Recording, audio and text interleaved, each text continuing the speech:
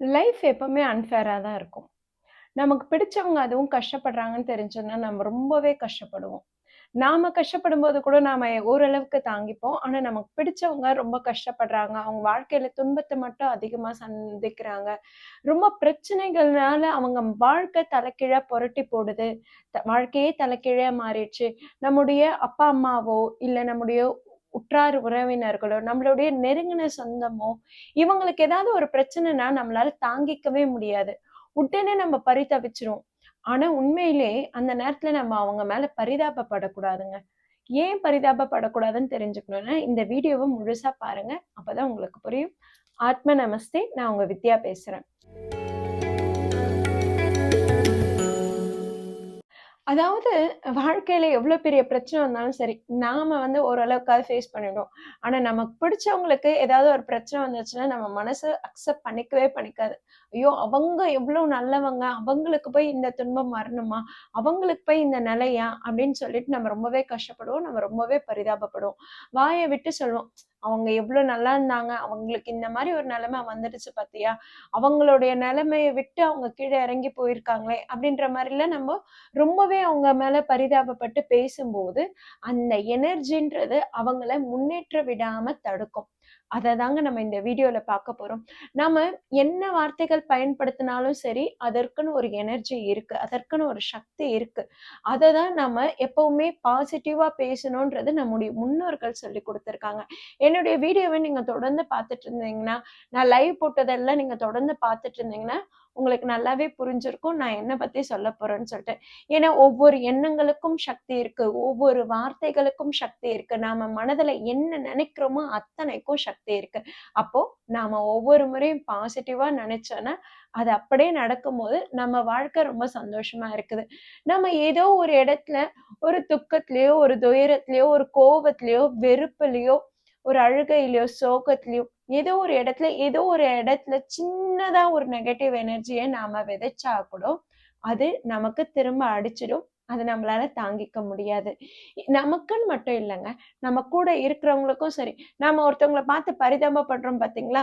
அவங்களுக்கும் சரி, அந்த நெகட்டிவ் எனர்ஜி போய் சேரும். அப்போ அவங்களுடைய முன்னேற்றத்த தடுக்கும்.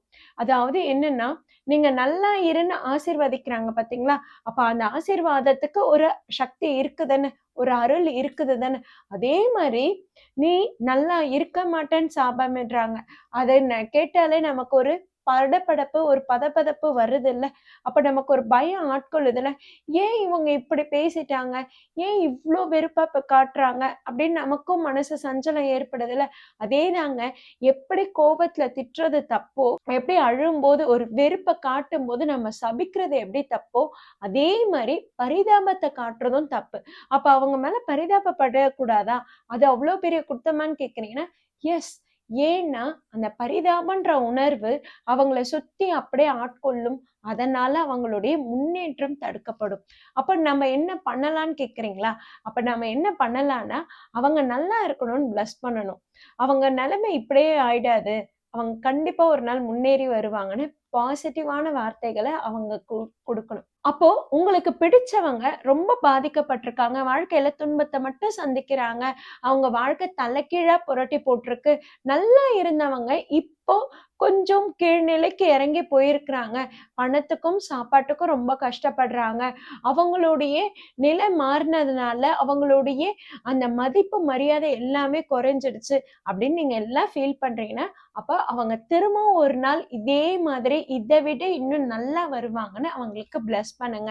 உங்களுடைய பாசிட்டிவ் தாட்ஸ், உங்களுடைய பாசிட்டிவ் வேர்ட்ஸ் அவங்களுக்கு இன்னும் நல்ல பிளெஸ்ஸிங் எனர்ஜியா, பாசிட்டிவிட்டியா கொண்டு சேர்க்கும்.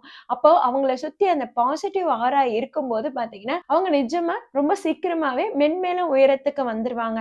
ஆக நமக்கு பிடிச்சவங்க யாராவது கஷ்டப்படுறாங்கன்னா, கண்டிப்பா நம்ம பரிதாபப்படக்கூடாது. அவங்கள பிளெஸ்ஸிங் தாங்க பண்ணணும். அவங்க நிலைமை இப்படியே ஒண்ணும் இருந்துராது. ஒரு நாள் அவங்க நல்லா தான் வருவாங்க. வருவாங்க பாரு, ரொம்ப கான்ஃபிடென்ட்டா சொல்லணும்.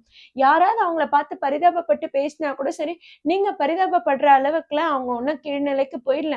அவங்க இப்படியெல்லாம் இருந்துட மாட்டாங்க. இன்னைக்கு பொழுது செஞ்சு நாளைக்கு பொழுது விடியும்போது அவங்களும் முன்னேறி வந்துருவாங்க அப்படின்னு நீங்க பாசிட்டிவா சொல்லும்போது, கண்டிப்பா உங்களுக்கு நெருக்கமானவங்க, உங்களுடைய வெல் விஷர்ஸ், உங்கள சம்பந்தப்பட்டவங்க கண்டிப்பா முன்னேற்றம் அடைவாங்க. நீங்க செய்ய வேண்டியதெல்லாம் அவங்களுக்கு பாசிட்டிவ் எனர்ஜி அதிகமா குடுக்கறது தாங்க. அதனால தான் உங்களுக்கு பிடிச்சவங்கள பார்த்து பரிதாபப்படாதீங்கன்னு சொல்றேன். ஸோ பரிதாபப்படாம பாசிட்டிவிட்டிய அதிகமா ஸ்ப்ரெட் பண்ணுங்க. கண்டிப்பா எல்லோரோட வாழ்க்கையும் நிச்சயமா ஒரு நாள் முன்னேறும்.